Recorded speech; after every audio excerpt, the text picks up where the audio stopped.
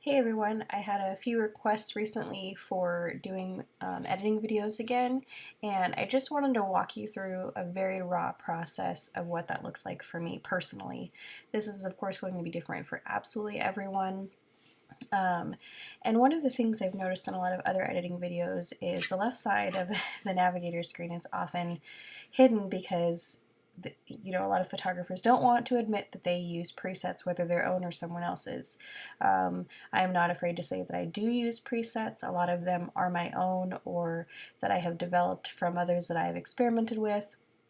And one of the most important notes about presets is that it is simply a foundational tool. Very, very rarely is it just a one and done option. So I have these named based on how I know to use them. So autumn light will brighten up an image, and you can see here whenever I click on any one preset, all of the things on the right hand side that are adjusted. I know that if I am in a park with autumn tones, then this preset will be the best one to start with. And then I just go from there. I know that if I'm on the beach, then I will often probably like this one. Here is going to be a softer version, a black and white that I like. If I'm in a bright sunshiny field, this will work well. Soften those tones. If there's too much green, like it's pretty easy to understand or to kind of get an idea of how it affects your photo. So no two presets are the same, and no two preset creators are the same. And so you really have to understand how they're made. For example, is the photographer who makes the presets shooting in RAW or JPEG? Do they truly edit throughout Lightroom, or are they just auto toning or not color correcting or over color correcting, things like that. That's kind of a whole other subject in itself, but I just kind of want to run you through for how all of these work. Now, I usually do scroll through here and try them out to see what is going to look best. I kind of know which ones to already gravitate toward, that I will like the best, just so I can kind of select one and go from there. So I think Autumn Park is going to be where I'm going to start with this one. And then the things to look for when you're starting with the preset, you're going to see your basic panel is often always adjusted. Now say I just got this preset from someone else, and a lot of them have a negative clarity. Well, that's not something I really ever want to do. So I'm always going to give a plus clarity, and then I can simply go up to presets right here and manage or update through update with current settings. There we go. So I can make a new preset if I find out that I edit it really differently, or the look was different, and I want to save that for future images that are similar based on lighting and color tones and things like that. So you can see the color panel here. The tone curve is often changed quite a bit, and that's going to be a big takeaway, and you can see that here in the first RGB channel and through the colors. And this is really how I learned how to edit, essentially, like how intensely you can get into it. And I feel like the best edited photos are those who really know how to use this program, because they've gone through and they make minor adjustments throughout. Rarely is it truly like just a crazy, really intense and complicated editing process. That's more for Photoshop. You can see here in the HSL color panel, almost everything is adjusted, and you can click the panels on and off and see how just that one particular panel has affected the overall part of the photo. And say I want those brighter orange tones, well, I know that I can just go right here and essentially get them back if that's what I want. You can see in tone curve, that's a huge impact. So it's just kind of interesting to learn and see how it affects your photo. Now, this is a macro photo. I should have started with this. This is a macro photo that I took today of a plant, a bleeding heart, emerging. It's just freshly breaking through the earth. I have the macro filters on my 35mm lens. I'm at 1/200th of a second, f2.5 ISO, the low ISO, and so I'm okay with the exposure here. I love the contrast already in this. Nothing, I don't need to actually adjust anything in here, at least not yet. I might change it as I go. Maybe I'll give it that little pop of light right there. I'm going to go to the tone curve. I like the the finish on this, so I'm going to leave that here. Kind of play with the colors just for fun. If I actually really, that helped me quite a bit actually, because I did like that little extra pop of orange, so I'll bring that back here with reds, orange, and yellows, but I also don't want it to be too distracting. So I tend to be very sensitive to distracting elements, and that's something that I'm going to naturally be incredibly mindful of is, is this thing I'm changing really distracting? So if I get to here, it might look like, wow, that's a real, like, beautiful color, it really pops, but to me, I also see it as like, wow, that's beautiful, but wow, very orange. And if my thought is, wow, it's really orange or dark or light or yellow or green or whatever, that means it's distracting. So you don't have to be as nitpicky in that regard, but it is something to be mindful of if you find that there is an element that is distracting to you. Here's split toning. Just little adjustments I've shown in previous videos where I keep the shadows on the warmer side. I always take the highlights to the right, so you can tell I've already made this preset to fit my exact specifications.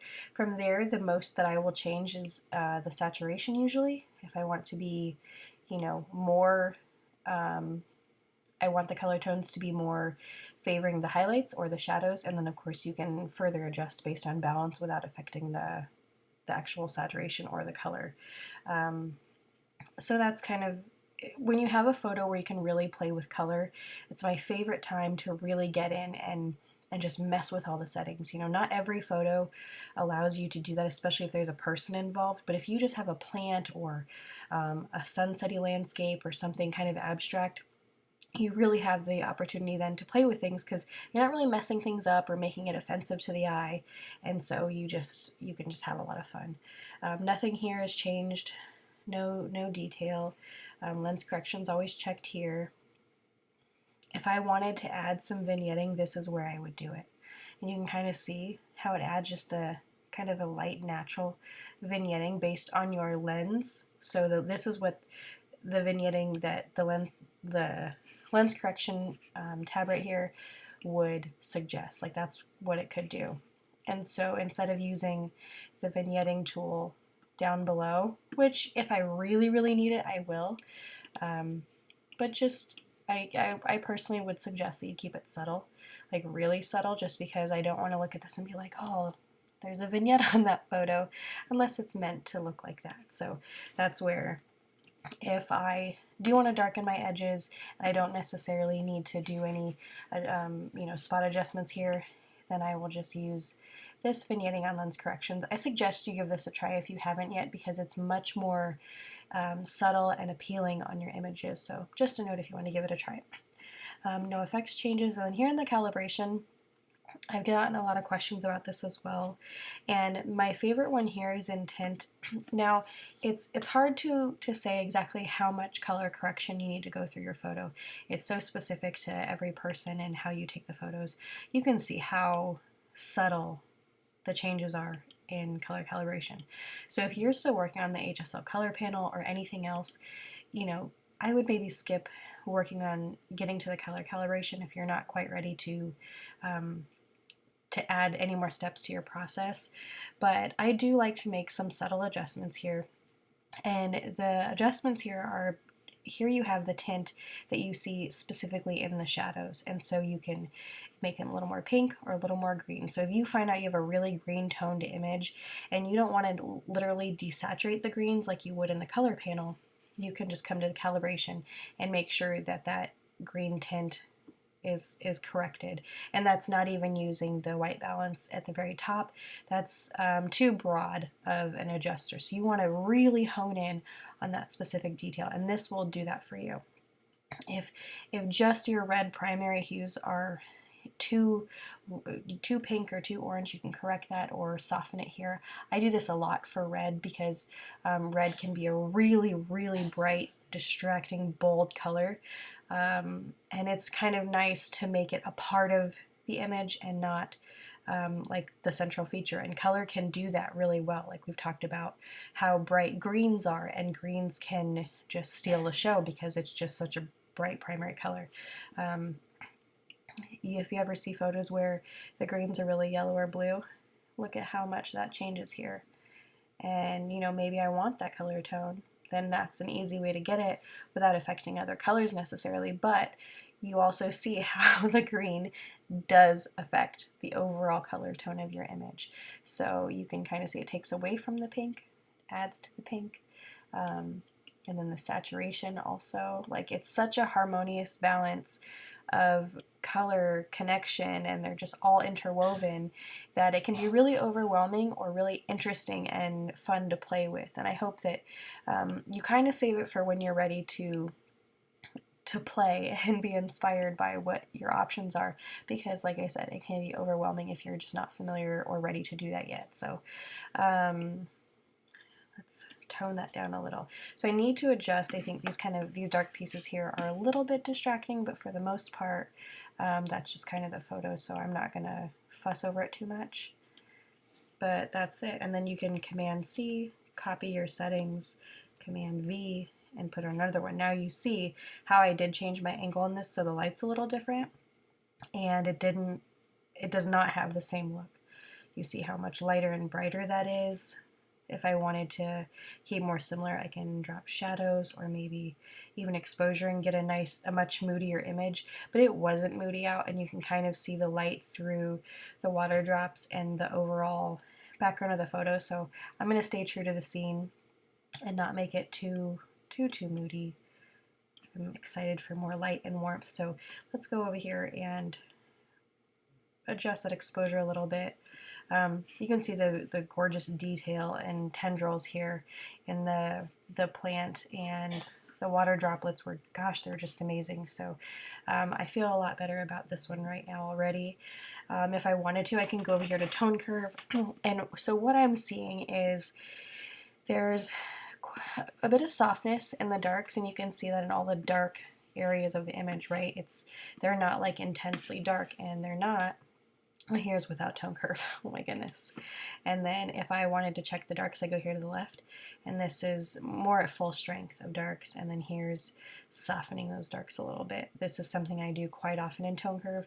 I don't want a full-on matte effect because I feel like you lose detail and quality, so you want to keep a balance there. And you can kind of see in the histogram with color, you can see here in this one what it's telling you to do. I know some people really thrive on having that balanced.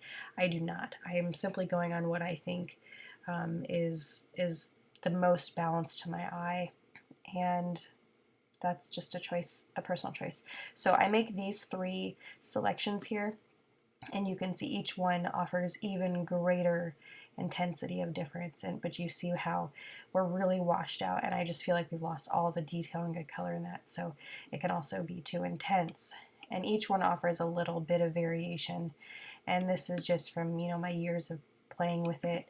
You can kind of see how different that can be. So if you like that really soft matte film look, you get that right here in this kind of centerpiece, or if you got rid of it, you can get a little more there. And I really love this look, but I think it can be overdone, and I just don't want to lose quality and detail. I think that's the most important thing, because you never know what a photo's gonna be worth to you in the end. Like, this may not be a true winning photo, but how does it look in my portfolio, or is this a photo that I could sell, or XYZ? It could be anything. So I want to make sure that I'm trying to offer the best quality photos, even in these little mundane details that I like to document through the season. So here in the center, we're starting to look at the light in the highlights. You see that? That is where it takes you from a flat kind of image, and you're like, bam, it pops. So this is like very comparable to if we select this box right here, where I always say to adjust the whites. You get that very similar effect right here. If you're not ready to manually adjust tone curve, play with this to start with, and that's where I feel like your photos are brought to life. Now you can obviously overdo it, and it's too vivid, and now it kind of looks like child's play. So you want to rein it in, and be gentle and see what works best for you. Here we have just the lights. You can kind of see very subtle shift where they're brighter and softer. You can particularly see in the top right a lot softer, but there's a lot of quality and detail loss there, so you want to be careful. And then you go up higher, and even that still doesn't look too bad. And that's where the S-curve really comes into play. It's really nice. Because the S-curve just really kind of gets you where everything is at a sweet spot, and then you can adjust based on your particular needs from there. So that's really nice. I still want to soften these blacks a little bit, kind of bring more balance between the lights and darks. And I'm going to trust my eye on this. If I need to, you know, I'll kind of move myself back. I can look at the thumbnail, or I can just step away for a minute, but I don't really need to look at the histogram because I'm just going to argue with it. I think it can't see what I can see, and it might know technically your lights and darks are balanced or imbalanced, but I'm going to go with what fits my styling and creates consistency for me. So that's what I'm going to do.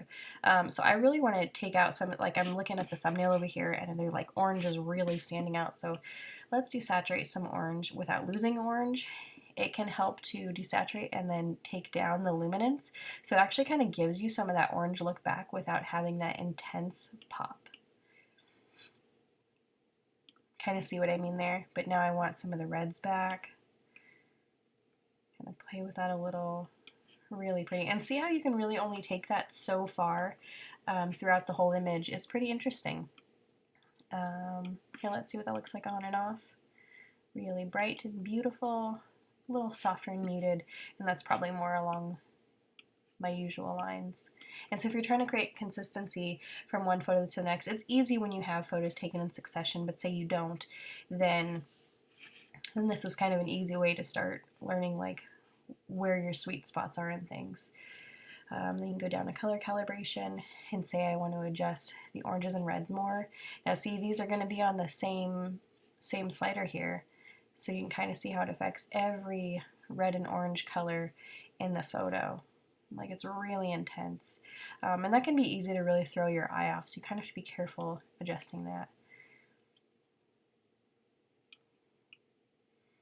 And then of course, now how this color changes will affect how these colors change. And even though you can't really see any like yellow-green to kind of a green to blue, there's still pretty big change here. So like I said, if you're not ready for this, if you haven't really mastered the HSL color panel, I suggest that you stick with that.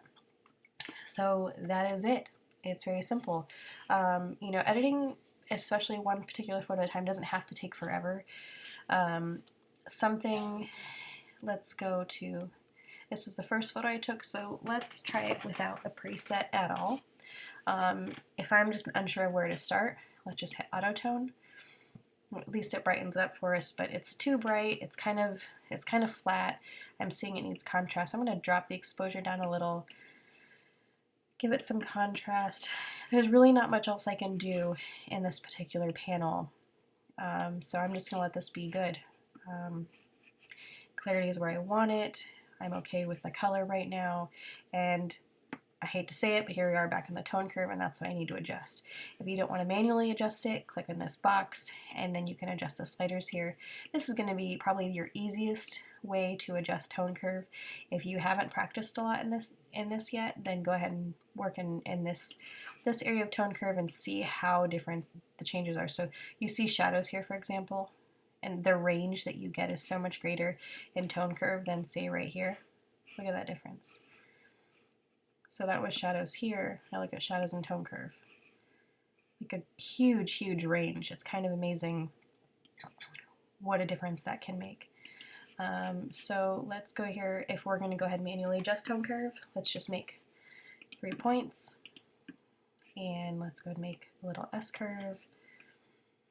This kind of softens that light without losing detail. Leave that there. Bring this down a little. Bring this up. Let's get that point in the middle just so we can fine tune those darks.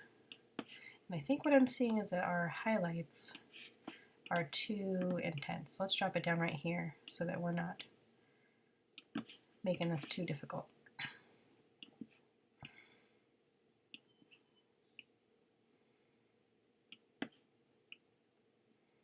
I think that's what we need to do right there. Just bring bring the lights down a little bit, make that softer.